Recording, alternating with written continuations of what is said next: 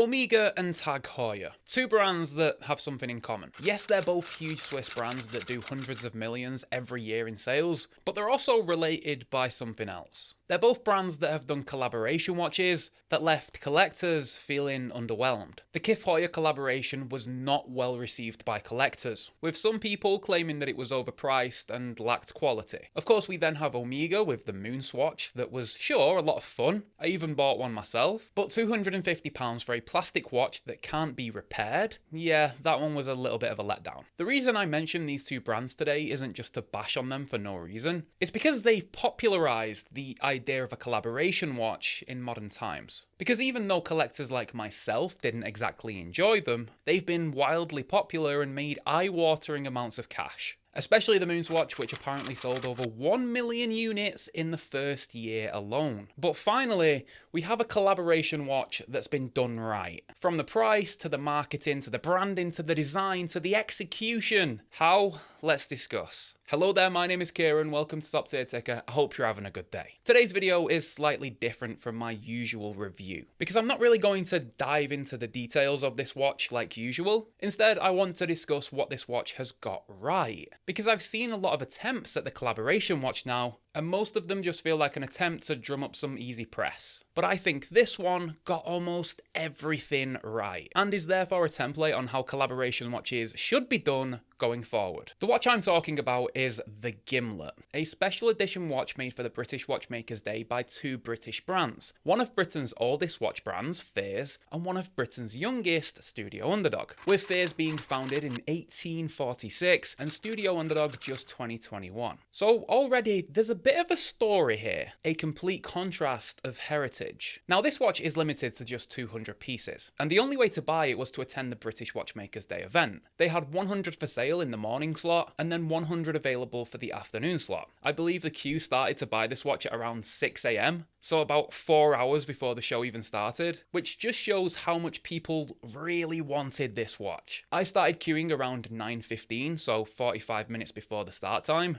and obviously still managed to get one myself. Although I was at the back of the queue and got one of the very last ones for the morning session. Now I'm going to break this video into 3 sections. Firstly, I'll quickly run you through the spec of the watch, just so you have an idea of what's going on inside. We'll then discuss why I think this collaboration has been executed so well. Then we'll discuss what's next, because this watch sold out so quickly and has received such critical acclaim that I think it's going to spark something within the British watchmaking scene. So, specification. This watch is fitted with a 38mm stainless steel case. Lug to lug is nice and compact here at 43.5mm, and the case thickness is 12mm. Inside is the manual wind Sellita SW210-1, which beats at 28,800 vibrations per hour and is of course Swiss made. These have been regulated to be within -7 to +7 seconds per day. Water resistance here is 100 meters. The crystal is a highly domed piece of sapphire. The strap is handmade here in the UK by the strap tailor and tapers from 20mm at the lugs to 60mm at the buckle. The dial here is full lume, with 7 layers of super luminova applied to a brass base. The watch wears beautifully on my 6.5-inch wrist. It has plenty of wrist presence due to the cushion case, but sits comfortably thanks to the compact lug to lug. The strap is extremely soft straight out of the box, and is for sure one of the better supplied straps that I've had on a watch. And the price, £1,000 bang on. Which, moving on to why I think this watch has been executed so well, is my first positive. I think they could have easily charged £2,000 for this watch and it still would have sold out. Literally, the exact same watch, nothing different, I think it still would have gone. Because the least expensive Fears watch is £3,000. That's the brand's entry point, so already offering a piece at anything under that is appealing. Throw in the fact that this is a collaboration and limited edition, this watch in my opinion was massively underpriced. But what this watch does better than almost any other collaboration is actually be a true collaboration. Firstly, branding. Both names on the dial. Fears above, Studio Underdog beneath. No bullshit, nothing fancy, just both brand names on the dial. Co-signed with pride. The same with the buckle, one logo on each side, clean and classy. But then the design here is also a true mixture of both brands. The case, Fears, known as the Brunswick case with its cushion shape and onion crown. The dial, Studio Underdog, with its triple layer construction and full lume beneath, with those distinctive screws bolting the parts together, the same style that's found on the O2 series. The handset,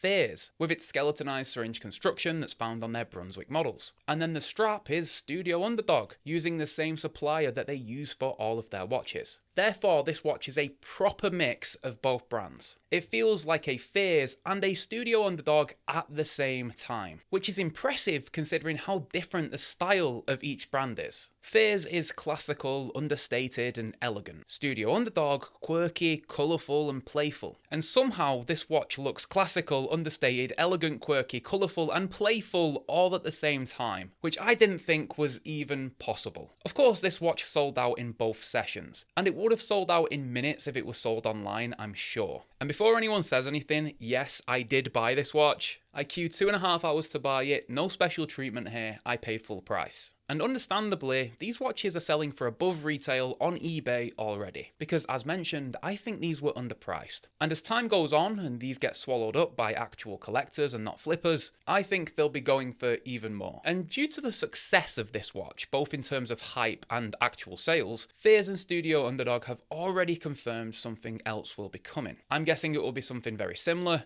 maybe a different colour based around another cocktail, because clearly they've struck something a bit special with this watch. But I don't think that's the only impact that this watch will have. I have no doubt that a lot of the other British watch brands want in on the action. Seeing hundreds of people queue for hours for a British watch must be inspiring. And I think we're going to see some more collaboration watches from different British watch brands going forward. I just hope that they take note of what the Gimlet did here. Now, I've not yet shared my actual opinion on this watch, so I'll do that briefly. When I bought this, I thought it's a win-win. Either I don't like it and I can sell it for a bit of profit, or I'll love it and I've got a really cool piece for my collection. Turns out, I absolutely love it. I haven't taken it off since I got home from London, and I think it might be staying on for a while longer. I've wanted a full lume dial for my collection for some time now, and this one has fulfilled that want and then some. It looks like nothing else that I currently own, because it's such a weird combination of styles, and all of the memories I have from the event are now attached to this watch. All of the great people that I met, the very rare, beautiful London weather that we had on the day, and then drinking an actual Gimlet cocktail in the evening, even speaking with Nicholas, the owner of Fears, and Richard from Studio Underdog at the event. Absolute gentlemen. I think this one might be a forever keeper. I do wish two things were slightly different about this watch, however. Number one, I wish these were actually numbered from 1 to 200. All pieces feature a sterile back with just a slice of lime in the centre. Cute looking case back, no doubt, but I would have loved these to be numbered. And the only real flaw with this watch is the buckle. This one is picky, no doubt, but the rest of the watch is that good that it stands out quite a lot. The stainless steel stamp on the back of the buckle is rougher than I was on Sunday morning. I'd just ditch this stamp going forward, because I think we can trust this is stainless steel without actually needing the stamp. I now have a Studio Underdog with my Goofy Panda, a Fears X Studio Underdog with my Gimlet, so I suppose I now need to get a Fears to complete the trio. Share your thoughts on this watch in the comments below. Do you think I'm wrong? What do you like about it? What don't you like about it? Keep it respectful, and I'll catch you in the next one, guys. Bye for now.